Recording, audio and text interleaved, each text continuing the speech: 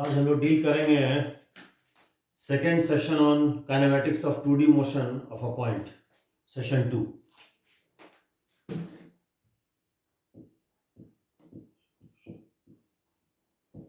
Session 2 on kinematics of 2D motion of a point.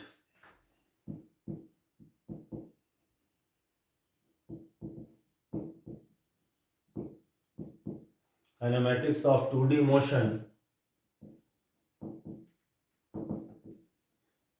Of a point. Point को हम P से denote करेंगे। 2D motion meaning motion in a plane, ये 2D motion है।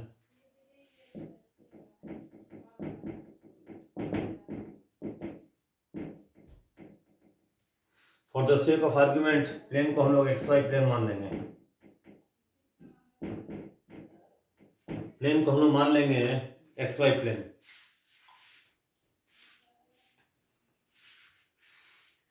तो देखिए, F मेरा फ्रेम ऑफ ऑब्जर्वेशन है।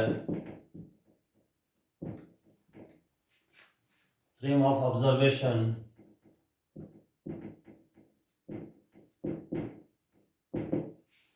F is the frame of observation. ये पॉइंट P कोई प्लेन कर्व में जा रहा है। ये पॉइंट P यहाँ पर पाथ है t टाइम पर, P पॉइंट टाइम t पर है। ये पॉइंट P का पाथ है F के रेस्पेक्ट में।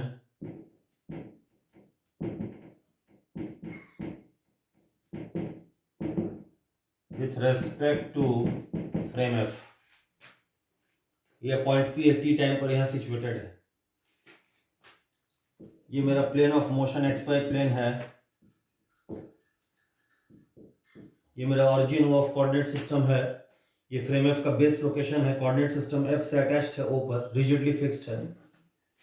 अच्छा, ये pt टाइम पर पॉइंट P का वेलोसिटी v है F के रेस्पेक्ट में। v हम लोग जानते हैं पाथ के टेंजेंट होता है।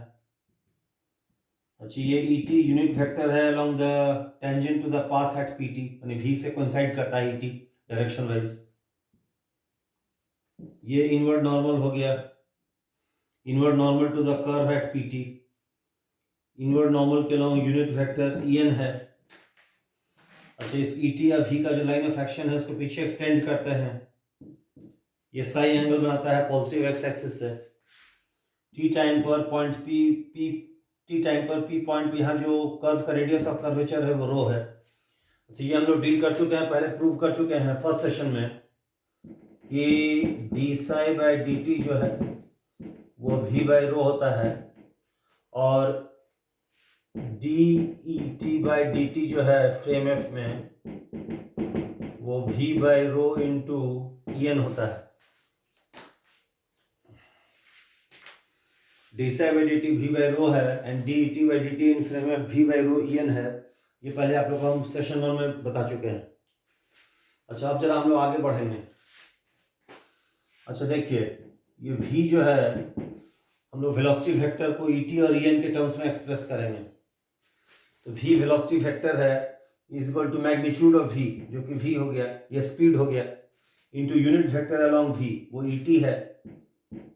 वेक्टर v बराबर v टाइम्स et, ये हो गया। इसमें वेर ये जो v देख रहे हैं, ये जो v देख रहे हैं, ये वेक्टर v का मैग्नीट्यूड है यानी स्पीड है। Speed of point P with respect to F at time t। Velocity का मैग्नीट्यूड यानी स्पीड हो गया, तो वेक्टर v बराबर v टाइम्स et हो गया। वेक्टर v बराबर v टाइम्स et। अब इसको हम लोग, इस रिलेशन को हम क्या करेंगे, टाइम के रेस्पेक्ट में डिफरेंशिएट करेंगे फ्रेम F में। dv by dt in frame F बराबर d by dt, vector v को रिप्लेस कर देंगे v टाइम्स et से फ्रेम F में। अब ये दो क्वांटिटी का प्रोडक्ट है, इसको हम डिफरेंशिएट करेंगे using the product rule of calculus. लिखाएगा dv by dt et plus v d et by dt in frame f. अच्छा, हम लोग जानते हैं ये जो क्वांटिटी देख रहे हैं वेक्टर ए है, ये वाला क्वांटिटी। वेलोसिटी वेक्टर का जो डेरिवेटिव होता है टाइम डेरिवेटिव, वो पॉइंट का एक्सेलरेशन देता है। देयरफॉर हम देखते हैं वेक्टर ए बराबर dv by d t into e t plus v times d t by d t in frame F. Session 1 में हम लोग देखे थे कि d t by d t in frame F v by rho e n होगा। इसको replace कर देंगे, इसको इससे रिप्लेस कर देंगे, v by rho into e n. इसको लिखेंगे dv by d t into e t plus v square by rho into e n. यानी कि हमको मिला वेक्टर ए बराबर a t e t plus a n e n, where a t हो गया, a t मैंने dv by d t को a t से रिप्लेस कर दिए हैं। A t is equal to dv by d T,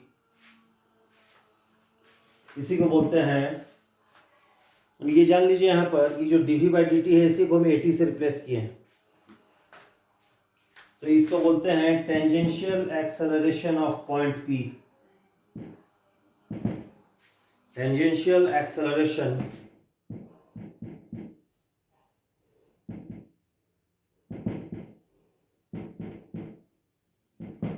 of point P।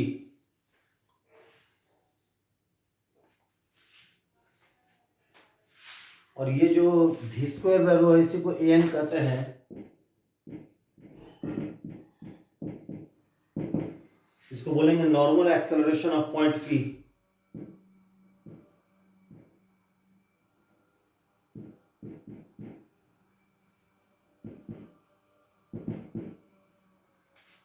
Normal acceleration of point P मैंने ये quantity dv by d t को 80 से रिप्लेस किए और v स्क्वायर बाय रो को an से रिप्लेस किए। यहां तक समझ गए? सब क्लियर है एकदम? जब इसको मिटाया जाता है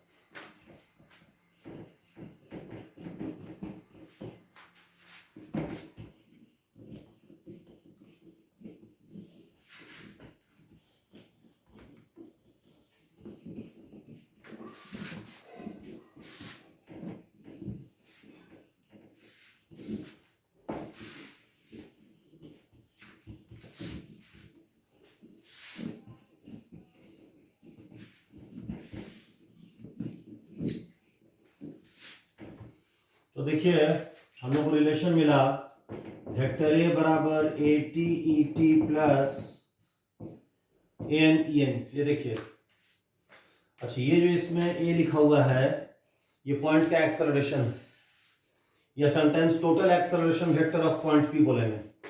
सिंपली जिसको हम लोग एक्सेलरेशन कहते आए हैं अब तक उसको हम बोलेंगे total acceleration vector of point P.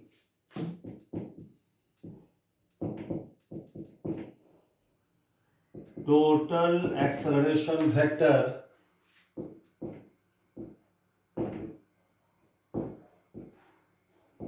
of point P with respect to frame F at time t। और AT को टेंजेंशियल एक्सेलरेशन, AM को नॉर्मल एक्सेलरेशन कहा गया है, ये बता दिया आपको।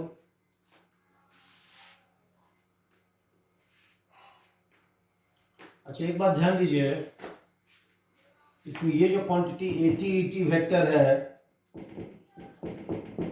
इसको वेक्टर AT बोलेंगे से, इसको बोलते हैं tangential acceleration vector of point P। Tangential acceleration vector, tangential acceleration vector of point P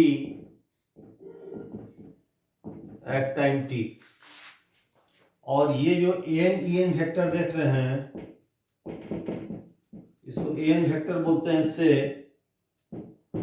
इसको बोलते हैं normal acceleration vector of point P at time t। Normal acceleration vector of point P at time t, दोनों frame F के respect में है। तो देखिए इस इक्वेशन में हम देखते हैं वेक्टर ए को लिखेंगे दिस प्लस दिस। अब ये क्वांटिटी मेरा इससे रिप्लेस हो जाएगा, tangential acceleration vector plus normal acceleration vector, यही टोटल एक्सेलरेशन वेक्टर हो जाएगा। ठीक है।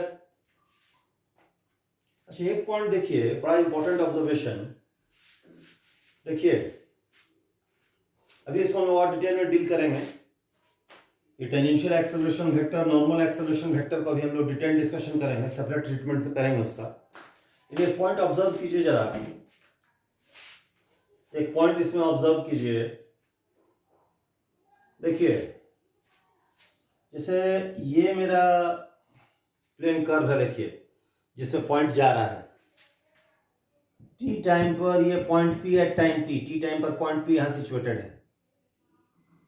ये इसका वेलोसिटी वेक्टर है tangent to the path at this point. ये मेरा यूनिट वेक्टर ईटी हो गया, ये मेरा यूनिट वेक्टर ईएन हो गया। अच्छा रुकिए, इसको हम जस्ट एक मिनट मिटाते हैं पहले। हाँ अच्छा रुकिए, जस्ट उसको ही कर रहा है। अच्छा एक बात ध्यान दीजिए, ये जो एन टाइम्स है एन और नॉर्मल एक्सेलरेशन वेक्टर है, देखिए ठीक है। तो देखिए इसको हम बताएंगे, पहले इसको ध्यान दीजिए। हाँ देखिए हम कहना चाह रहे हैं कि इसमें जो नॉर्मल एक्सेलरेशन वेक्टर है इसी को डील करते हैं। चलिए एन नॉर्मल एक्सेलरेशन वेक्टर, वो एन ईएन है जैसा हम लोग लिखे हैं। एन मेरा नॉर्मल एक्सेलरेशन कहलाता है v square by row.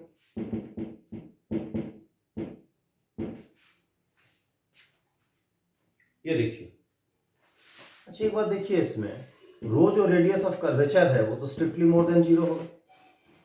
v square है square of speed more than equal to zero होगा, यानी कि ये इंप्लाई करेगा कि v square by rho more than equal to zero होगा, यानी इंप्लाई करेगा an more than equal to zero होगा।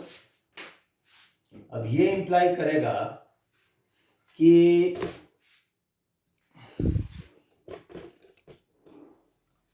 ये करेगा कि इसका डायरेक्शन वही होगा जो इसका डायरेक्शन होगा, क्योंकि एन मेरा more than equal to zero है। This means that n e n has same direction as ईएन।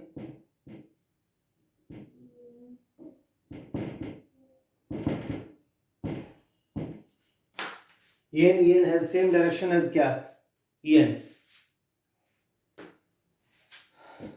माने multiplication of vector by non negative real number. अगर वेक्टर को हम नॉन नेगेटिव रियल नंबर से मल्टीप्लाई करते हैं तो जो नया वेक्टर आता है वो उस गिवन वेक्टर के अलाउंग होता है। तो चूंकि मेरा n more than equal to zero है, इसलिए एन ईएन वेक्टर का वही डायरेक्शन होगा जो ईएन का होगा, यानी कि n vector has same direction as e n vector. इसका मतलब यह हो गया कि जो नॉर्मल एक्सेलरेशन वेक्टर है उसका डायरेक्शन हमेशा इनवर्ड नॉर्मल के अलाउंग होगा, always. N has direction is directed along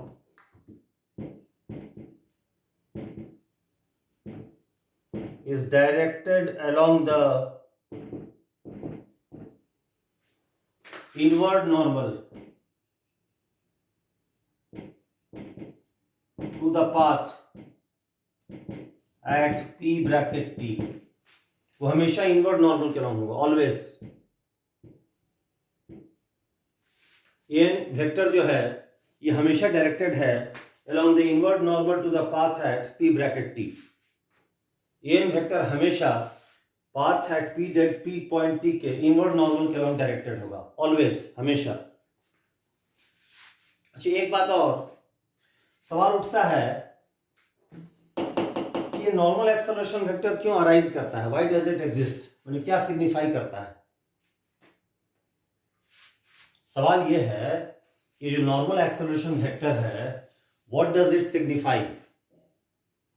देखिए एक बात समझिए, ये जो टोटल एक्सेलरेशन वेक्टर है वो वेलोसिटी का टाइम डेरिवेटिव है इन फ्रेम एफ।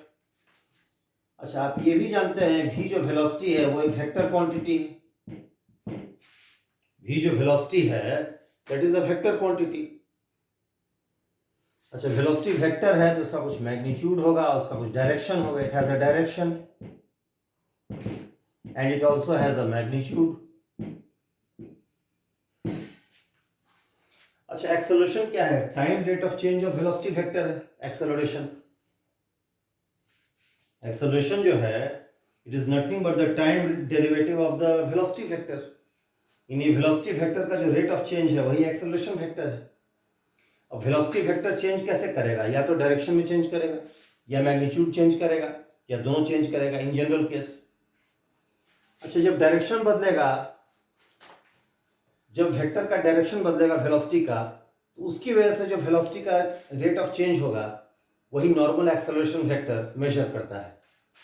मीनिंग ये normal acceleration vector measures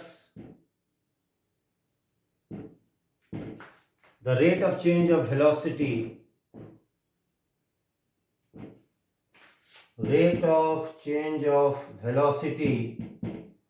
due to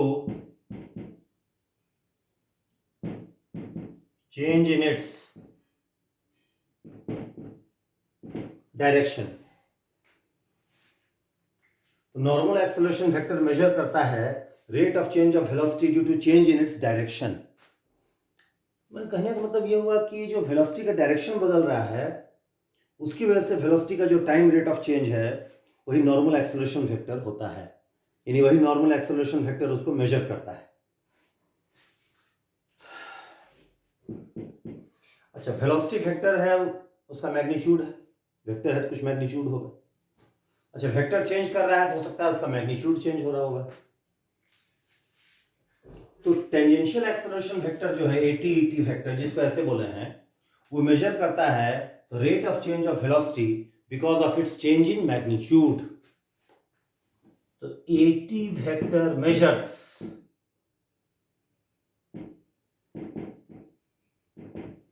the rate of change of velocity due to change in its magnitude।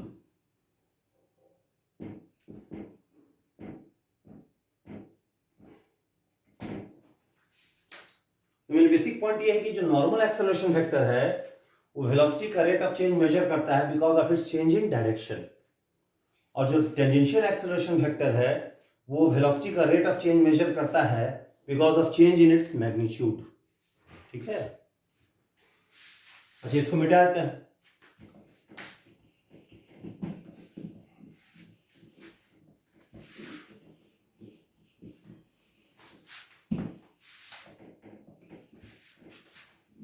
अच्छा, देखिए जरा AT और AN को रिकंसिडर करता है।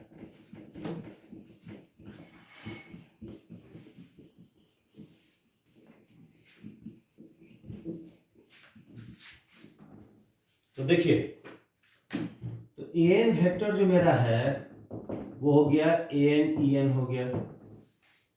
अच्छा, AN मेरा v स्क्वायर बाई रो है इंटू EN हो गया। इसको लिखेंगे v into v by rho into EN लिखेंगे। इसको लिखेंगे v by rho into EN हो जाएगा क्या? dt by dt in frame F हो जाएगा। ये देखिए। अच्छा, आप बताइए ये जो क्वांटिटी है क्या बताता है? Time rate of change of vector ET। और ET तो यूनिट वेक्टर है, उसका मैग्नीट्यूड तो हमेशा 1 रहेगा, वो चेंज करेगा नहीं। ET बदलेगा काहे कि उसका डायरेक्शन चेंज होगा, और ET का वही डायरेक्शन है जो वेलोसिटी का डायरेक्शन है। यानी कि ये क्वांटिटी बताएगा, ये पूरा चीज क्या सिग्निफाई करेगा? ये सिग्निफाई करेगा time rate of change of velocity because of change in its direction. Time rate of change of velocity because of change in its direction, यही सिग्निफाई करता है। एक बार रिपीट कर देता है। ET तो ये time rate of change of vector ET है, बट ET तो यूनिट वेक्टर है, उसका मैग्नीट्यूड 1 है, चेंज करेगा नहीं। तो खाली ET का चेंज होगा उसके डायरेक्शन की चेंज की वजह से। बट ई टी का वही डायरेक्शन है जो वेलोसिटी का डायरेक्शन है, तो इसका जो रेट ऑफ चेंज होगा वो खाली वेलोसिटी के डायरेक्शन के रेट ऑफ चेंज से अफेक्टेड होगा। इसीलिए एन खाली मेजर करता है the rate of change of velocity because of change in its direction. ये इसको हम यहाँ लिख दे रहे हैं, this is the time rate of change of vector e T.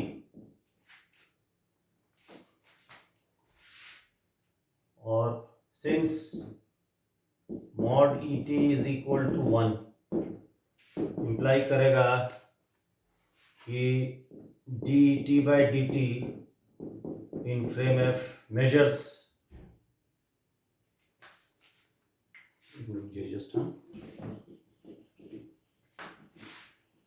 ये time rate of change of vector e T देता है, बट ई टी का मैग्नीट्यूड तो कांस्टेंट है।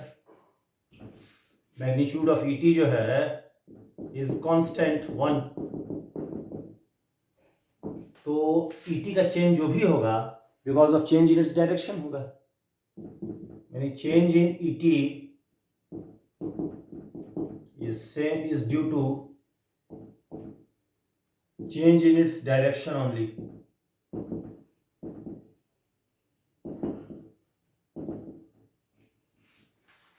That is, but ET का वही डायरेक्शन है जो V का डायरेक्शन है, but ET and V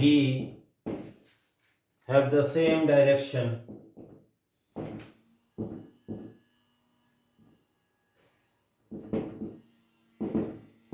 इसका मतलब ये क्वांटिटी अराइज करेगा solely because of change in direction of V. So dt by dt in frame F arises solely due to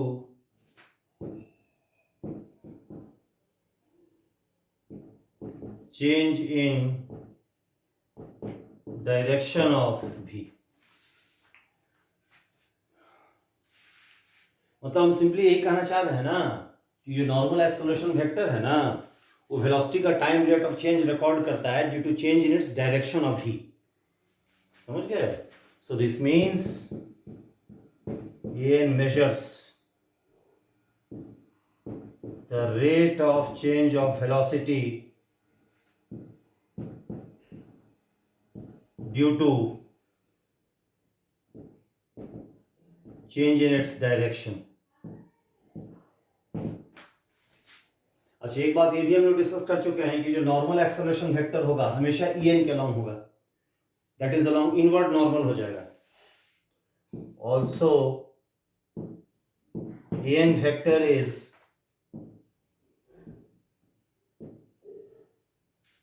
always along inward normal to the curve, to the path of P, that is along en. तो normal acceleration vector क्यों arise किया, क्या major करता है, क्या direction होगा, पूरा explain कर दिया. ठीक है. अच्छा, अब जरा हम लोग क्या करेंगे, टेंजेंशियल एक्सेलरेशन वेक्टर को कंसीडर करेंगे. एटी वेक्टर बराबर एटी इंटू ई टी. अच्छा, ये वाला एटी सिंपली टेंजेंशियल एक्सेलरेशन कहलाता है. उसको लिखेंगे dv by d t into e t. अच्छा, देखिए ये जो quantity dv by d t है यही मेरा टेंजेंशियल एक्सेलरेशन एटी कहलाता है. इसी को हम टेंजेंशियल एक्सेलरेशन एटी के नाम से जानते हैं. अच्छा, ये वाला भी क्या है, इसमें स्पीड है, यानी कि वेलोसिटी का मैग्नीट्यूड है.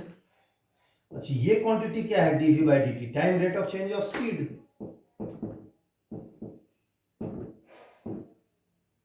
Time rate of change of speed हो गया of point P.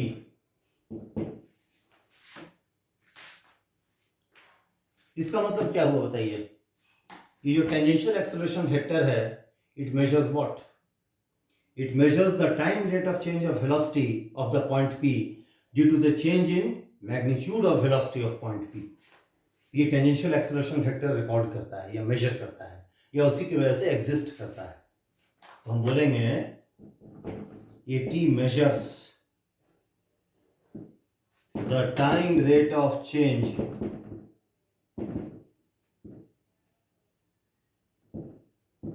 of V due to change in its magnitude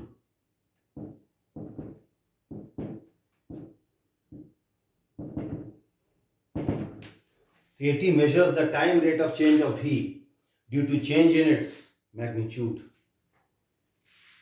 समझ गए?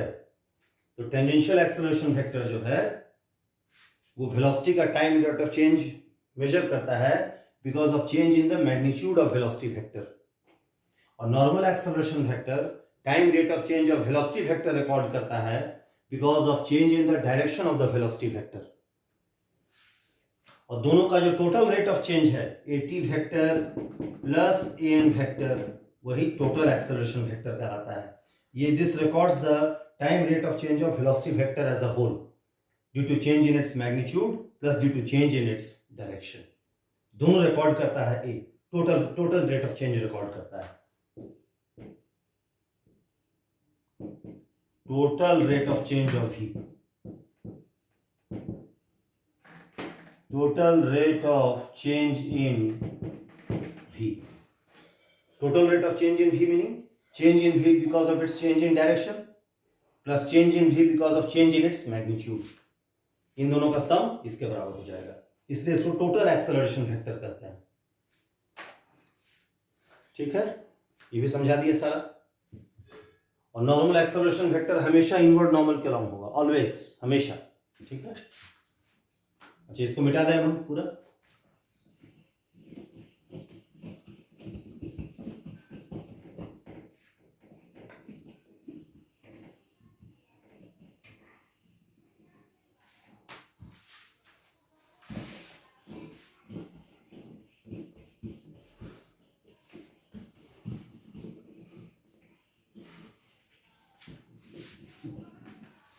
अच्छा देखिए, ध्यान से सुनिए, फिर से AT वेक्टर को रिकंसिडर कीजिए। AT वेक्टर बराबर AT into ET vector, where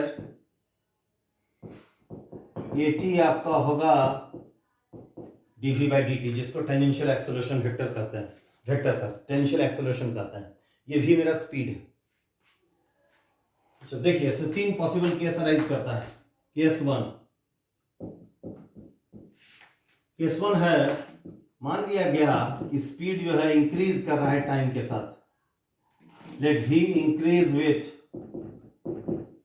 time, meaning ये V स्पीड है, वेलोसिटी का मैग्नीट्यूड है, यानी V increases as T increases. अच्छा इसका मतलब यह हुआ V जो है टाइम का इंक्रीजिंग फंक्शन है। V is an increasing function of time, increasing function of time। अब आप जानते हैं कैलकुलस से कि इंक्रीजिंग फंक्शन का जो डेरिवेटिव होता है वो हमेशा पॉजिटिव होता है। In that case dV by dt is more than 0, और dV by dt क्या है? AT है, AT is more than 0। This means AT vector का वही डायरेक्शन होगा जो ET का होगा। Multiplication of vector by non negative real number, AT vector has same direction as ET, has same direction as ET, right? ET more than 0, इसका वही, इस vector का वही डायरेक्शन होगा जो ET का डायरेक्शन होगा। This means AT vector has same direction as ET। This means, but हम जानते हैं जो ET वेक्टर होता है, ET वेक्टर वो हमेशा वेलोसिटी वेक्टर के लॉन्ग डायरेक्टेड होता है। तो this means AT vector has same direction as V। Case one था। तो केस वन में हम क्या देखें? अगर किसी इंस्टेंट पर मूविंग पॉइंट का स्पीड टाइम के साथ इंक्रीज करेगा, उस समय जो पॉइंट पी का जो टेंजेंशियल एक्सेलरेशन वेक्टर होगा उसका वेलोसिटी वेक्टर के डायरेक्शन के अलोंग होगा, दोनों का सेम डायरेक्शन होगा। अच्छा, कन्वर्स भी ट्रू होगा। Conversely, if AT vector is parallel to velocity vector, meaning AT vector is parallel to ET vector, meaning कि AT जो होगा मोर देन जीरो होगा, इसका वही डायरेक्शन है जो इसका है, यानी AT should be positive, meaning dv by dt should be positive, meaning v increase करेगा as time increases, upward arrow मतलब इंक्रीज करेगा। सो लिखे जाता है एज t इंक्रीजेस, जैसे जैसे t इंक्रीज करेगा v भी जो है सो इंक्रीज कर जाएगा। तो केस 1 बता दिए। केस 2 है let v decrease with time, v speed है, let v decrease with time, यानी कि v डिक्रीज कर रहा है as time passes by. Downward arrow मतलब डिक्रीज, अपवर्ड एरो मतलब increase, meaning v decreasing function of time है। v is a decreasing function of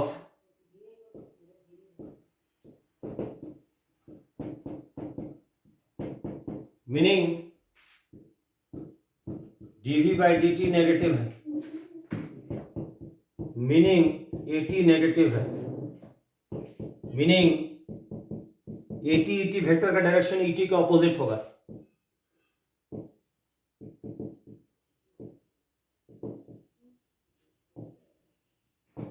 direction opposite to ET, meaning AT vector हो गया। AT vector has direction opposite to velocity vector,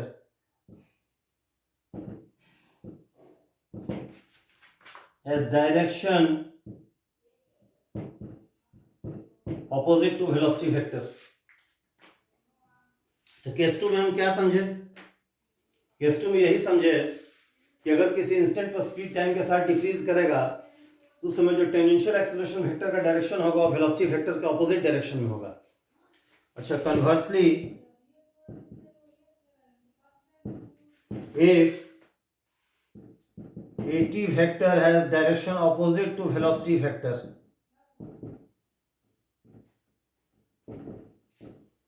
opposite to velocity vector imply करेगा AT vector has direction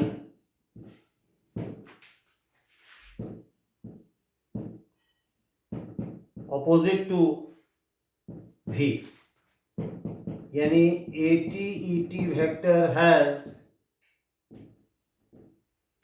direction opposite to ET, meaning AT negative होगा, multiplication of vector by non negative by negative real number, तो नया vector का direction उस vector के opposite होगा। Converse भी true होना चाहिए। अब AT less than 0 meaning dv by dt less than 0, meaning v decrease करेगा एज टाइम पासेस बाय। इसमें क्या देखिए केस 2 में कि अगर टाइम के साथ स्पीड अगर घटेगा तो टेंजेंशियल एक्सेलरेशन वेक्टर का डायरेक्शन v के ऑपोजिट होगा, कन्वर्स भी ट्रू होगा। अच्छा, ऊपर बिठा देते हैं, ठीक है।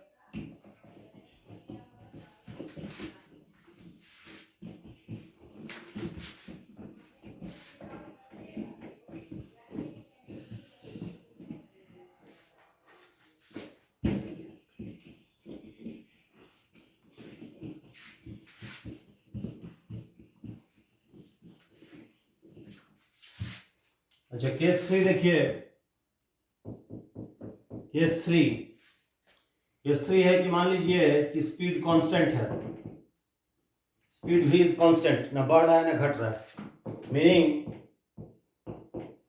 dv बाई dt जीरो होगा, मीनिंग at जीरो होगा, मीनिंग at वेक्टर भी जीरो वेक्टर होगा, मीनिंग at वेक्टर भी है जीरो वेक्टर। कन्वर्स भी ट्रू होगा।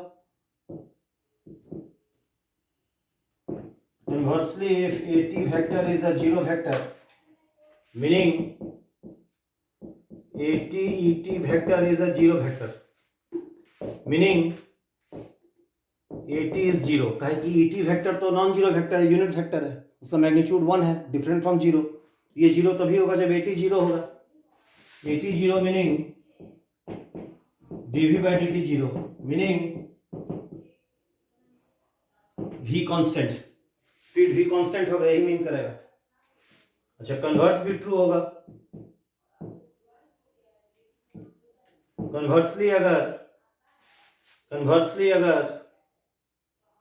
कन्वर्सली देखिए, नहीं तो हो गया फिनिश्ड, सॉरी, तो आपका हो गया, बता दिए। तो थर्ड केस में देखिए स्पीड कांस्टेंट है तो टेंजेंशियल एक्सेलरेशन वेक्टर जीरो होगा।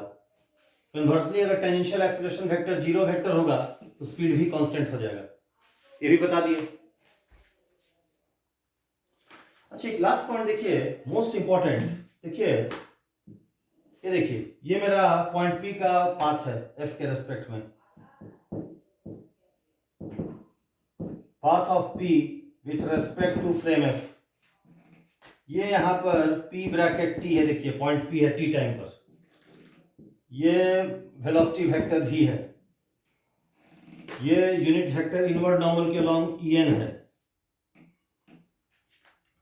देखिए अभी हम लोग जानते हैं जो नॉर्मल एक्सेलरेशन वेक्टर होगा वो हमेशा en के अलोंग होगा। ये नॉर्मल एक्सेलरेशन वेक्टर en हो गया, हमेशा en के अलोंग होगा। अच्छा, at वेक्टर v के अलोंग भी हो सकता है, v के ऑपोजिट भी हो सकता है, जीरो भी हो सकता है। मान लेते हैं कोई भी एक केस लेते हैं समझाने के लिए, मान लीजिए कि मेरा at वेक्टर v वेक्टर के अलोंग है, ये मेरा at वेक्टर हो गया। देखिए अब हम जानते हैं कि टोटल एक्सेलरेशन वेक्टर a होता है वो at vector plus n vector होता है, इन दोनों का वेक्टर सम होता है, इन दोनों का टेल कोइंसाइड हो गया, दोनों का एडजेसेंट से at वेक्टर n वेक्टर को एडजेसेंट साइड मान के हम कंप्लीट कर देंगे पैरेललोग्राम, जो यहाँ पर एक रेक्टेंगल बनेगा। अब इनकी at वेक्टर n वेक्टर एक कॉमन टेल से जो डायगोनल पास करेगा वही टोटल एक्सेलरेशन वेक्टर हो जाएगा। अच्छा देखिए एक चीज, टोटल एक्सेलरेशन वेक्टर और वेलोसिटी वेक्टर का डायरेक्शन सेम नहीं है। देखिए कुछ नॉन जीरो एंगल अल्फा बनता है बीच में, ये बड़ा इंपॉर्टेंट ऑब्जर्वेशन है। देखिए दिस मीन्स, ये मीन करता है कि अगर कोई पॉइंट किसी कर्व पाथ में जा रहा है तो किसी गिवन टाइम इंस्टेंट पर उसका जो वेलोसिटी वेक्टर और एक्सेलरेशन वेक्टर होगा दोनों का डायरेक्शन सेम नहीं होके दोनों के बीच कुछ नॉन जीरो एंगल अल्फा बनेगा।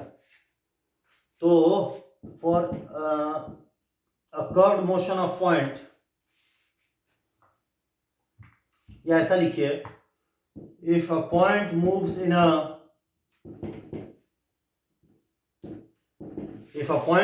a curved path,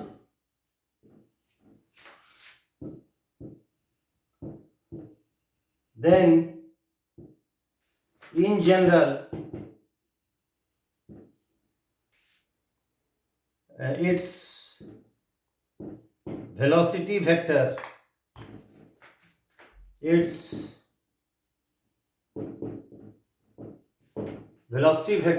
and total acceleration vector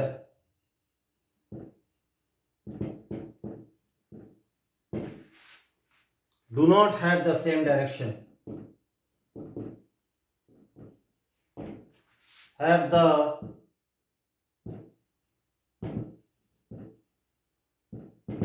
same direction, then in general its velocity vector and total acceleration vector do not have the same direction, and this means किसी given instant पर a और v के बीच जो angle alpha होगा वो in general non zero होगा।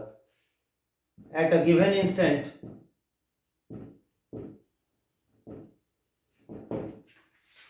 Angle between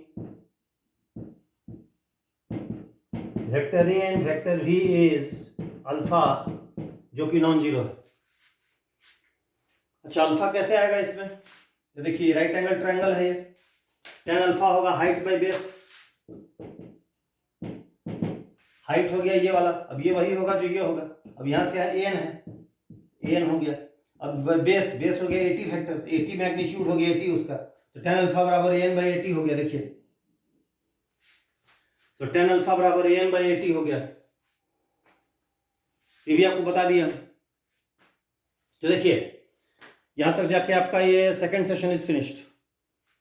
इसमें पूरा आप लोग को हम बता दिए कि टोटल एक्सेलरेशन वेक्टर का दो टर्म कंपोनेंट होता है, वो टेंजेंशियल एक्सेलरेशन वेक्टर, वो नॉर्मल एक्सेलरेशन वेक्टर।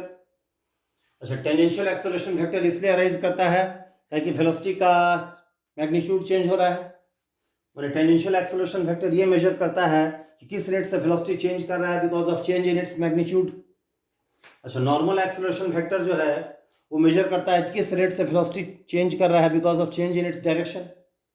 अच्छा, नॉर्मल एक्सेलरेशन वेक्टर हमेशा en के अलोंग होगा, ये भी बता दिए। टेंजेंशियल एक्सेलरेशन वेक्टर v के अलोंग भी हो सकता है, v के ऑपोजिट भी हो सकता है, 90 डिग्री जीरो भी हो सकता है, ये भी आपको बता दिए, डिपेंडिंग ऑन वेदर की स्पीड बढ़ रहा है कि घट रहा है कि कांस्टेंट है। और ये भी देखें कि कर्व मोशन में जब कोई पॉइंट मूव करेगा in general at a given time instant, उसके वेलोसिटी वेक्टर और उसके एक्सेलरेशन वेक्टर के बीच का एंगल जीरो नहीं होगा, कुछ नॉन जीरो एंगल अल्फा बनेगा। देखिए ये भी बता दिया आपको सारा।